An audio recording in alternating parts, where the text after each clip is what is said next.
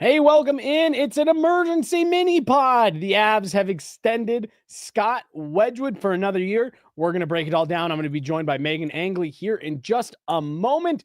As always, we want to start by reminding you guys about our great friends over at RefiJet. Did you know that you could refinance your auto loan?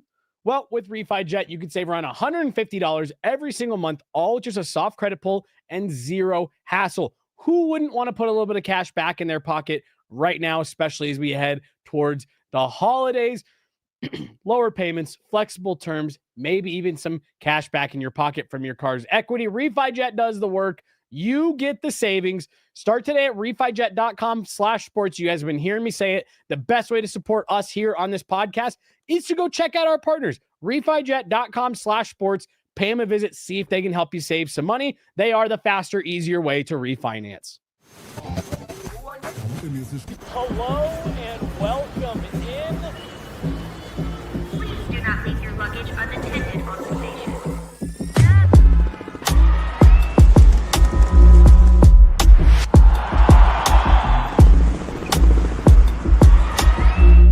Welcome to the show. Hey everybody, welcome in. Jesse Montano, Meghan Angley here on a Thursday afternoon. We just got back to the studio from Ball Arena, and Meghan, there is some breaking news once again coming out of the Avs front office. This time it's Scott Wedgewood, 1 year, $2.5 million. Meghan, you and I discussed this. I can't remember if it was earlier this week or the tail end of last week that, hey, this could be a possibility that the Avs would want to keep Scott Wedgewood in the mix here for at least one more year, maybe if not two. Broad strokes, initial thoughts, your initial reaction to seeing Scott Wedgewood won by 2.5. I'm thrilled. It's a great piece of business, and it was one that I wasn't sure if the Avs would be able to get done. You know, the incentive for them to extend Scott Wedgewood was there, but I didn't know if Wedgewood would be incentivized enough to stay on or entertain the possibility of a starter job elsewhere, because I think that this has been a really impressive start for him, and it's been relatively consistent in the results too. Like, it might be a smaller sample size. You know, there are other years of hockey that have been played that teams could reference, but this has been such a strong start for Scott Wedgewood that I think, in looking at the goaltending situation around the league, there are probably enough teams that would be interested in giving Scott Wedgewood a call and promising some more starts than Colorado could guarantee him going into next year, because they extended Mackenzie Blackwood, last year for a decent amount of time. So that is their starter here, right? So I wasn't sure if that would deter Wedgewood from sticking around. So I'm glad, because this just bolsters the goalie rotation for the Avs to have two reliable guys that they can turn to on any given night who stay ready. Scott Wedgewood, a backup last year, was ready to be a starter out the gate this year. Mhm. And I think to stay ready, it's a credit to the work that Scott Wedgewood puts in. He's such a competitor. So I'm excited, because it gives the team so much confidence playing in front of both of those goaltenders. Well, I mean, for the last number, and really, I don't even think you can say with the exception of 2021, 2022, because Darcy Kemper was added right before the season that year as well. It's been a while since the Avs have had this type of stability in net, and we talked so much about that heading into training camp this year. I'm like, wow, how nice that the Avs don't have to worry about that this year. Well, they just signed a deal that says, yeah, we don't have to worry about it next year either. From Scott Wedgewood's standpoint, because I think it's an interesting call out of, would there be enough to lure him back, to keep him in the fold here? And I thought, what he talked about today, and we'll play it. We'll we'll hear Scott Wedgewood's availability here in just a few minutes when we're ready for it. But, he talked about the fact of, like, this is a good setup for me. Someone asked him, something along the lines of what you were just saying, of like, hey, were you tempted to go out and potentially try to find something else? And he said, no, this is what I wanted. This is a place to win. This is a place where I'm going to get a healthy amount of starts. And I think that I actually really loved that call out from him, because I think that that's one good self-awareness that, like, hey, I've been in this league a long time. As much as I'd like to be a starter, I don't necessarily know if I want to go somewhere where suddenly I'm going to be asked to be playing 65 games. Like, he made a choice that was right for him. And I just thought that was a really interesting call out from him of like, no, this is where I want to be. This is the right fit, the right city, the right team. And this spot makes a lot of sense for me. And I just don't think that can go overlooked because, like you said, I think there could have been some other parties that would be interested, but they weren't right for Scott Wedgewood. This was. I think the stability around a team that's in a competitive win now window is really important because Scott Wedgewood did credit the team playing in front of him as part of some of that success that he's had here early on in Colorado. And the teams that are in most need of a starter that can give him lots of reps are probably in a tougher place. Mm-hmm. And similarly, if they are in a more competitive win now window, that might be shared starts anyways, and it's not so different of a situation than what he's going to get in Colorado, because he mentioned Mackenzie Blackwood, a 50 to 60 game guy. That's still 30 games guaranteed around there for Scott Wedgewood.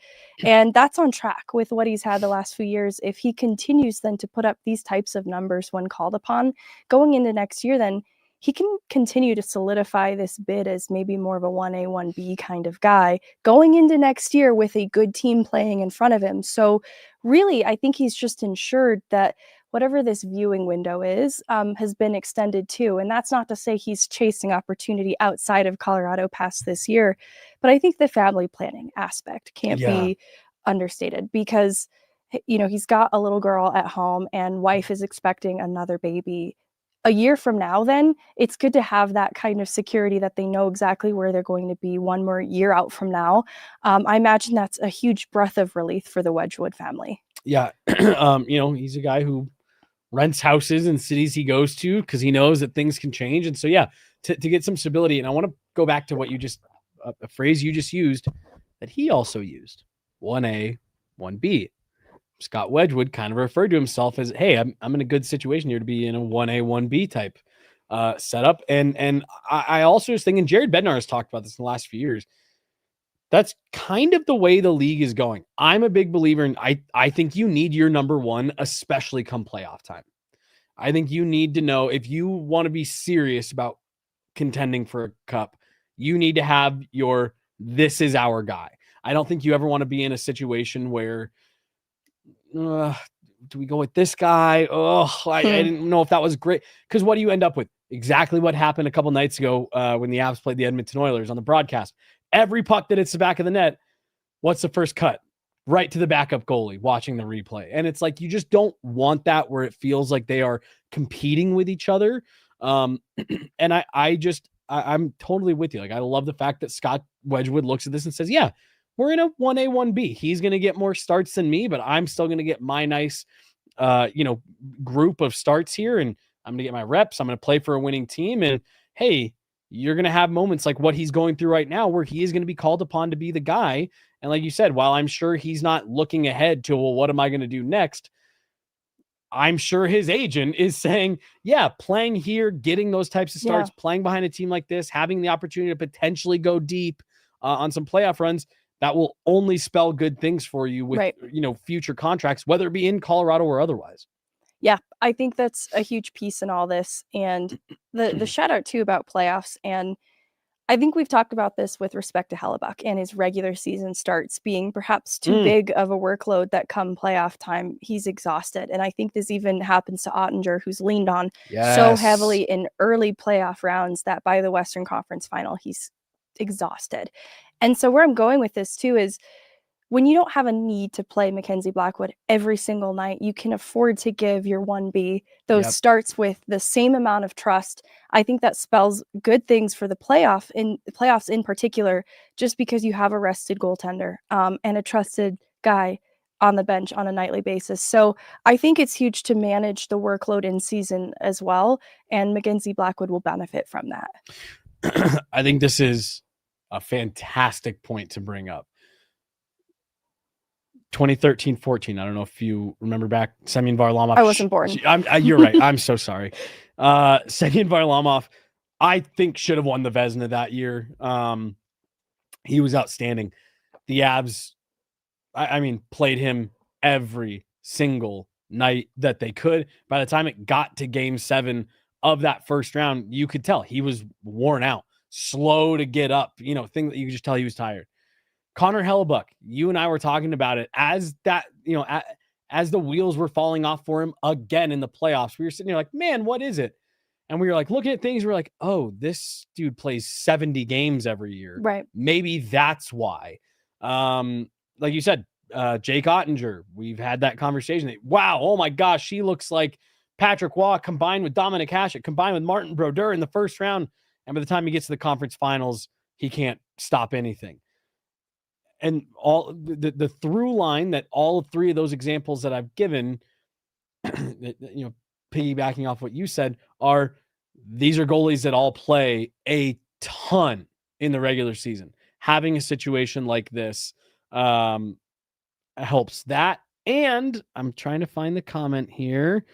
Wedgie reminds me of Frankie 2.0. Having a guy like Scott Wedgewood that can not only help take starts away in the regular season to help keep a guy fresh. We saw the value of having a guy that you have confidence in to come in and start games for you in the playoffs. We saw why that's important en route to the Avs lifting the Stanley Cup in 2022. Pablo Francouz had to win all 4 games in the Western Conference Final. Having a guy that you feel you can lean on for 2 weeks, 3 weeks, a month at a time as your backup, that's massive. Yeah. Massive for a team trying to contend. It's a luxury. And you shouted out Nabokov a little bit earlier. I think this is huge because Nabokov will have to come get adjusted to North American ice. And I think the best way to do it is to get a starter's job in Loveland and get acclimated to the piece that way. Because there is a true difference. And, he's had maybe a shakier start to this season. I'm not going to write him off as still the best goalie prospect in the Avs system that they've had in a long time. So really what that means is Nabokov's going to need time. So they can afford to have Scott Wedgewood another year. I actually think they need Scott Wedgewood another year. Agree. You don't want to be feeling any desperation to rush Nabokov to be ready. That just would not fall in line with how they've developed goalies through their system previously. It would be unprecedented. So really, you even just look around the league with young goaltending prospects. It's important for them to spend some time in the American League and get routine starts before anything else. So this just ensures that Nabokov can stay on track with his development pipeline. And Scott Wedgewood's a great guy to have on a nightly basis that they can turn to as well. So it's just a win-win. No, I completely agree. And that was the last thing I wanted us to talk about before we heard from Scott was the Nabokov of it all. I think this is right on pace. And honestly, had they given Scott a 2-year deal, I wouldn't have batted an eye at that either. Actually, same. Because the way I see it, Megan, is Nabokov's going to finish this season in the KHL. I think the expectation as of right now is that he'll come over to North America at the conclusion of that season. We'll probably split some starts with Trent Miner up in Loveland. And, we'll obviously see what happens for the end of their, season playoff stuff like that. Then I think next year it's kind of hey, Trent's been the guy. You're obviously a big goaltending prospect for the organization. I think that will kind of transform into a 1A, 1B in Loveland. It did with Eustace when he first came over. Yep. And so I think something kind of like that. And maybe it's Nabokov who's the 1A and Trent's the 1B. I'm not sure how that shakes out. And then I think, so that's next season. And then I think it's the season after that where you start really having the conversations Nabokov's starting. Nabokov's the clear starter in Loveland. He's the number one, no doubt about it. And he's starting to push. He's going to start to, back-to-back games, he's starting both. Right. He's probably going to get a piece of all 4 preseason games, right? Yes, he's starting back-to-backs in Loveland. As the Avs need, he's going to get that call-up. And can he get some starts? And how does he look? I think you're 2 years out from starting to have that conversation. And then in my opinion, Megan, it's not till after you're having that conversation that you really start making is he the full-time backup? And I genuinely do. I don't think it's till 2029, 2030-ish, right when Blackwood's contract ends, that and this is all under the assumption that Nabokov continues to progress at the way that he is and continues to take steps forward. It's not till then that you're really starting to have that conversation of, is this guy going to be pushing people out to take over the net? You look around the league with young goaltenders, that's not a completely, it's maybe even a little bit of a fast track, if anything. Yeah, I mean, look at Dustin Wolf in Calgary. I'm glad that they didn't rush him to be ready, but they could have used him sooner than they actually started leaning on him. Kind of the same thing with Askarov in San Jose and Lukas Dostal in Anaheim. So Archer Shilov's couldn't even make the cut in Vancouver. He had AHL record-breaking shutouts in their quest to the Calder Cup. He was lights out and like, now that's your Nanko. We'll go with these injured guys instead. We're good. So let's hear from Scott. And then there's one other player that we did talk about early in the week, but because of my own fault, you guys haven't heard that. So we'll wrap up a little bit talking about Gavin Brinley. But here is Scott Wedgewood this morning after morning skate talking about his 1-year extension with the Colorado Avalanche. How's it feel to sign that extension? No, it's awesome. Obviously, was hoping it was just like, in the back of my mind and things. We had talked about it in the summer, and then season started, and obviously got off to a good start, and conversations we're having, and I was trying to keep it in the back of my mind and just go to work and play for the team and things like that. But, obviously done on paper now, and obviously really excited about it. What about a couple different teams? What excites you the most about being with Colorado? Just a chance to win, obviously. Had that with Dallas, and then went over to Nashville expecting it to be there too, and tough situation at the start of for the team there, and then got traded here, and it's just been a perfect fit from getting here. Been warm, welcome from everybody top to bottom, from Kroenke down to the people who cut the ice here. It's been just a whole family type feeling, and I try and integrate myself with everybody, and it's just been a place that my wife and I felt at home with. So obviously just a great hockey team, all those guys in that room, a lot of beers for putting me in this situation and things like that, but it's just been a good fit since I got here. How excited is your wife? Really excited. We were talking last night, it might have happened, so I haven't even had a chance to, she'd probably find it on social media before I can call her. So we got it done right before skate started, and then obviously coming here, so I haven't had a chance to really talk to her. But last night there was a few things to finish up, and if we got there this morning, it was going to be done. So she's probably blowing my phone up, but parents are in town too, so it'll be really cool going home and seeing everybody after this. You said that this was something you had discussed or wanted to do in the summer. Has this start kind of tempted you to kind of see what's out there, like in a starter's role, or was this always just where you wanted to be?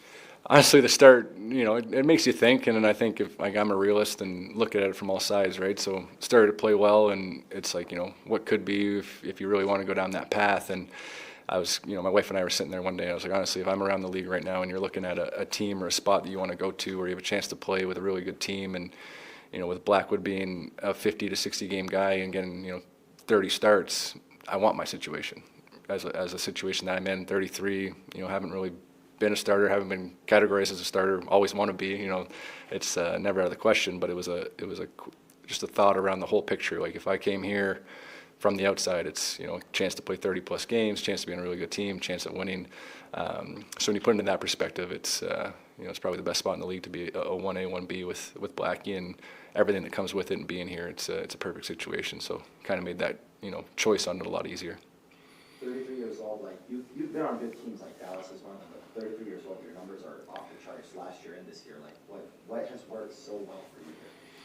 The team, honestly, I think my game's developed. I've gotten a lot smarter. I've obviously experienced more and understand what works for me and what doesn't. But playing behind a contender, for what we consider ourselves a really high chance team at winning it. It's it's fun to play behind some superstars, and they're not coming at you, so you get the benefit of them on your side. But you have to do your job. It's not like every game is going to be 10 shots all from the blue line. You have to make saves and do everything like that. But I just think since I got here and the way it all kind of started, and talking with UC and Blackie, the confidence that the team's given me just to go out there and fit into the room and kind of joke and not feel like it's live or die every game. I've played on teams at the bottom of the league, and it's like if you don't show up and you give up 5, it's the end of the world. Or here if you make a mistake early, we can score a goal and easy back into it. So there's just been a really calm feeling back there, and one it's a little bit of being experienced, and two, you have a team that has a chance to win every night, and that's a real big confidence builder for a goalie to get out there and be like, I don't technically have to be perfect. I want to be, but you can also, get away with a few mistakes on this team, and it's really just kind of eased me into, just controlling my mind and controlling myself out there. So that's all stuff on the ice with the team. How big of a difference does it make just for you day to day in your personal life to have, like you said, an ideal setup, a team that you like, a team that you have a chance to win, where when you leave the rink, you don't have to worry about any of that kind of stuff? Yeah, no, it's honestly huge, especially with a kid at home now. It's like you go home, and before it was you'd sit there and I'd think about it a lot, and now it's like, she's all I think about going home, and we have another one on the way, and there's a lot of life stuff that's happening as you get older, and it's obviously super exciting, and you think about money and things like that and all that, and you start painting these what if pictures and where you want to go and do and everything. So just go home and have a good situation. Everyone's healthy. It's all you can ask for, and we've really fit in. I was at Trader Joe's last night, and a guy walked up, and we talked goalie gear for 5-10 minutes, and he was just like, "This is the coolest thing ever." And it was just, a random guy in the meat section at Trader Joe's. So, big hockey city. The fans have really, taken to me. I've been able to be my, my personality and show it, and the wedgie chants and all that stuff here. It's, you can't not feel like you fit in and feel welcome by everything. So, yeah, we like the outdoors. We love the walks. I mean, the weather here and everything, situational wise, it's been, honestly, like I said, a perfect fit, and starting to obviously be home. You said on TNT Tuesday that you memorized the lines of all your opponents and their handedness. How long have you been doing that? Something I started in Dallas. They had Ben Bishop would come in as kind of like an advisor, and he was really big into just videoing every goal that had been scored by the opponent within that week or whatever his setup was, and it was trying to just how much info is too much and how much helps you. And it was just one of those things where I always felt like if I got scored on backdoor and there was like a pass that got made to a one-timer and he scored, and you look it back and you kind of always go like, could I have had it, should I have had it, or there's no chance. It's just the way you break it down. And there's times when it's like, okay, a guy passes to me one time, and it's like, if I would have known he was a righty half a second sooner, I would have made an adjustment. And it's like you get caught in some of those situations. Like even take last game, that Carlson goal, he's a lefty in front, they go behind, hit him quick, and it's like, as I turned my head, I was a little bit slow to the play, but it's like, he's a lefty, I don't commit to my right post, and it's like, I should have known it. But you can't be perfect as much as you want to be, but that's kind of where I try and develop that mentality to give as much information to myself as possible. Where you'll see goalies be like, oh, like they throw their head back in the air. It's just like, you look surprised, you were surprised, and if I can, eliminate that, it's one of the ways I kind of build confidence in knowing where everybody is. Does Blackwood do that now too, after seeing him do that? I'm not sure. He's just being the net, that guy's massive. So, no, yeah, he's got different approaches. I don't know if he goes to that. Like, the sheet's there, so if he looks at it, he looks at it, but we haven't really communicated that much on it. He's a different style, but, he reads the game really well and things like that, but he's a little bit more of a boxing frame where I feel like, not that I'm small, but I like to play at the top of my paint and use my feet a lot more, and to do that, you have to be maybe half a step ahead of what could happen next. There's a lot of leaders, and I'm sure vocal guys in that room, but are you someone that you felt that you can kind of settle into being a leader and impart some of this wisdom on some of the younger guys? Yeah, I find that as a goalie, you're muted a little bit, right? Like, you can't really yell at them for any reason on the forecheck or the back check, or they turn a puck over. Like, I've always had the mentality that even if all 5 of our guys fall and they pull the goalie and it's 6-0 and it goes in on me, and it goes in on me, and the team's really good. Like, there'll be a turnover and a guy will come over, hey, like, my bad. I'm like, nah, like I cheated or played it wrong. Like, we all take responsibility, and it's my net. It goes past me no matter how it goes in. Hits a shin pad on Burns and goes top corner in that one game. And he's like, I'm like, I cheated too. Like, it doesn't. It's just we're all respectable of it. But I think my favorite thing in the room is just blending the top and the bottom of it, whether it's money or age, or one guy likes hunting, one guy likes video games. Like, I just feel like I can wear a lot of hats and communicate in all facets there, and just be someone that, if you got a question or a life issue and it's not, the top of the board, you just want to talk. It just feels like that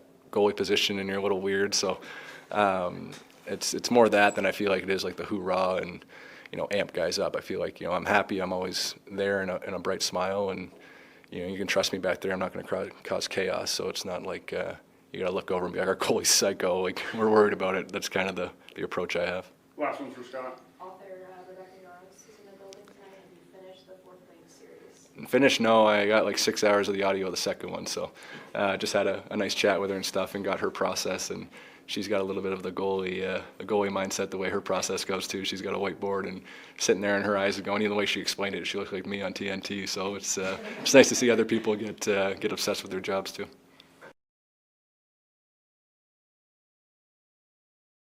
Nice to see other people be obsessed with their jobs.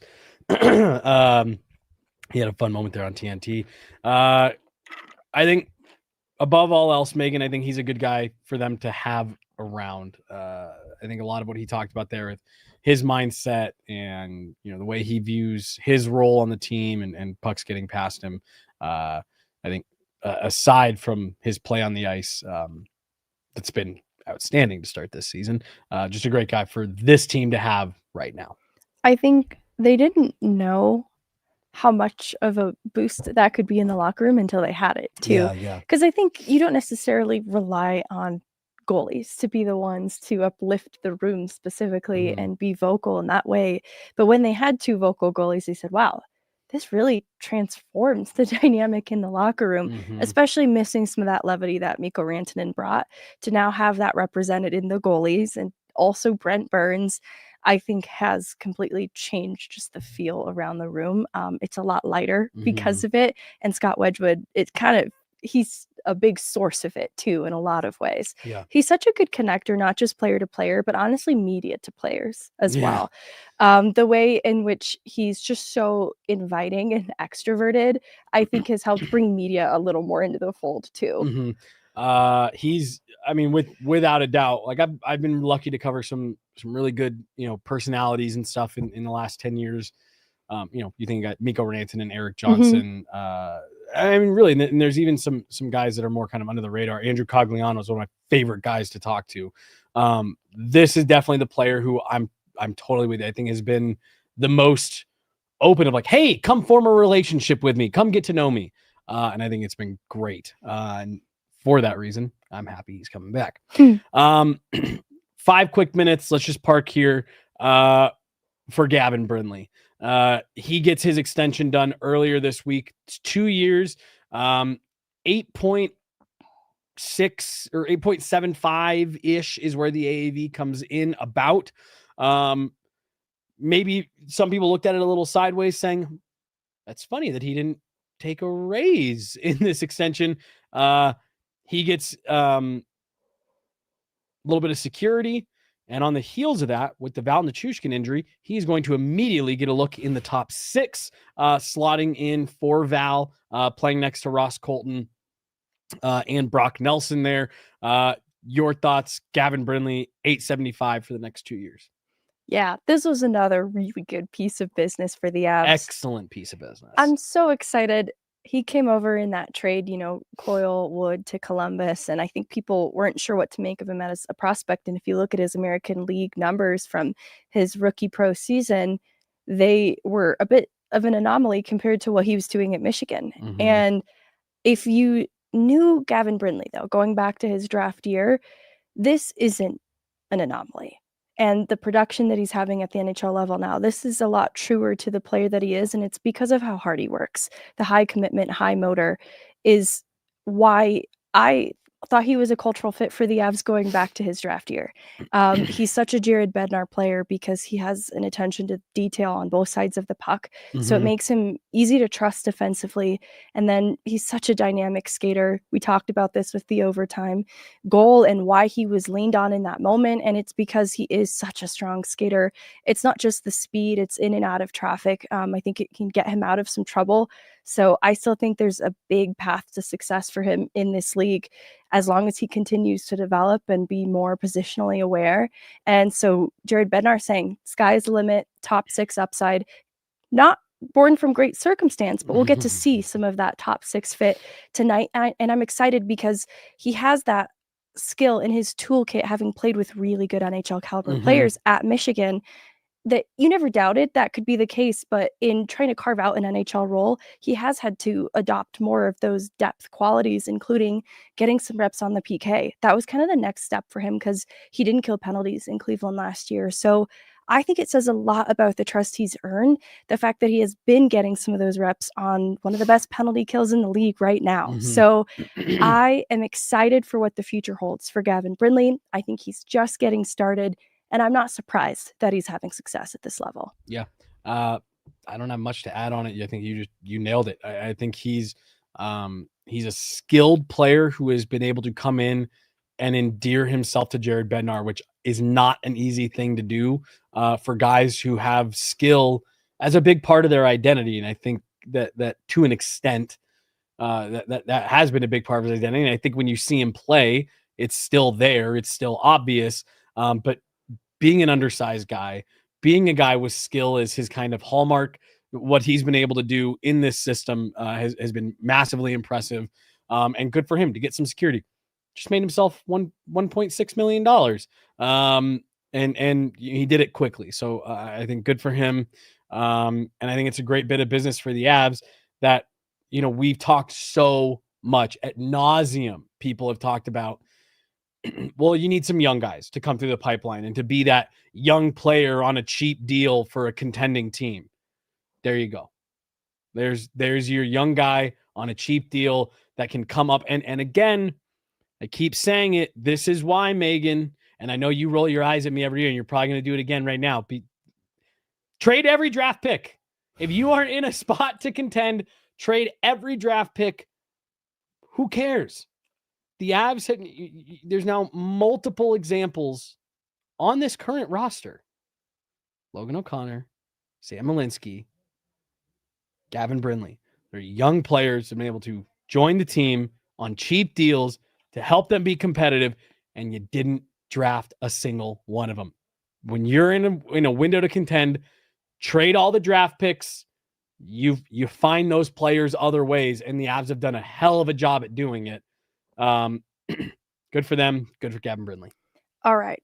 They've even hit on some of these late picks, like Taylor McCarr, a 7th round pick, getting opportunity with the Avs tonight. Yep. Justus Annunen, once upon a time, a later round pick for a goaltender too, that they were able to transform into Scott Wedgewood. An asset, yep. So I think that the scouting department has recognized we might not have the high picks that we can turn into players right now at our disposal or in abundance, but we can hit on some of these late round picks, including Nikita Prishepov working his way back from injury, and, kind of carve out some NHL players from there, and then tap into the free agency market through trades, acquire players like Gavin Brinley, because I do think the youth matters to an extent. I do too. I think Nate was on to something when he said you can't win with young guys. Yep.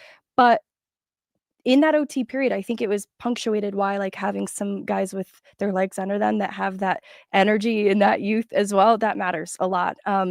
There's something you said when we first talked about this that I wanted to bring up. You said that Gavin Brinley didn't need to come be Michigan Gavin Brinley out the gate. And I think that was why he struggled his first year pro, is he was trying to get Michigan Brinley to translate to the pro level right away. And NHL Gavin Brinley is just going to be different from what he was at Michigan, at least to start. And so I think he's had to sort of reframe how he views himself as a player and build confidence around that. And that, I think, is the biggest difference from one year to the next, why he's had so much more confidence in his game. I think it starts with the Avs putting trust in him and that clean slate, right? He was a part of that trade piece, so the Avs saw value in him very specifically. He talked about that in his availability too, why that kind of meant a lot to him. So further, I think this extension is an extension of the confidence that the front office has in Brinley and his future with this team, so that we said this in our other thing, but if he did get reassigned for a couple games just to ensure he's fresh, to make sure that he can go play 20 minutes a night, he's not sitting in a press box as a 13th forward down the line. If Logan O'Connor's healthy, Val Nichushkin returns, if that's the room that we're in because of the flexibility with waiver exempt status, maybe that happens for a couple games this year, but Brinley knows he's coming right back up. Yep. Yeah, this was your point, when we talked about it a couple days ago, is that extension is just like now adds to like Logan O'Connor will be back at some point. Yoel Kiviranta, we saw him get on the ice for the first time yesterday. Like, you're going to have some roster decisions. So if there's a stretch where Jared Bednar can send Gavin Brinley to the American Hockey League, and the other thing that just went through my head, and you'd feel bad for him a little bit. I'd need to look. Does the AHL have an Olympic break? I feel like they might have to. They might have some players that are representing smaller nations and stuff like that. But, either way, to have, if there's situations where the Avs are going to go a stretch without playing games, to be able to get Gavin in the AHL, to the point you made the other day, this just underscores you're coming back. Right. You're coming right back. You're fine, but go get some reps. Two things just really quickly to end. You've talked about this a lot. Gavin Brinley, the comment here from Bama Metcalf. Gavin Brinley reminds me of Lecky. You've talked about that recently. And then the last thing I wanted to add, and we'll get out of here after this, the Colorado Avalanche next year. This has been a big key to their cap juggling. Next year, we'll have 7.75 committed to goaltenders. That's less than Vegas. That's less than Dallas. That's less than LA. Some of the other contenders, Edmonton doesn't have any goalies signed past this year, which is not really what they have right now anyways. So, there's... Isn't that interesting though? I have no idea if Edmonton and Wedgewood, hey, want to come be our starter next year? No idea. But that seems conceivable. And that's a team that could and should be in a competitive window. But I don't know, Wedgewood weighed all of this and still decided on Colorado. Yep. That's going to do it, guys. Mini pod, 35 minutes. That's mini for us. Yeah. Meghan Angley, Jesse Montano here. We got Ashley and John behind the glass today. That'll do it. Thank you guys so much. We'll be back at it with a regular pod tomorrow. We got game coverage coming your way tonight. Abs, Scott Wedgewood, 1 year extension. He'll be staying in Denver. Gavin Brinley, 2 years. Avs are getting business done. Jack Drury next on that list. We'll talk to you guys tonight. Have a good one. Bye.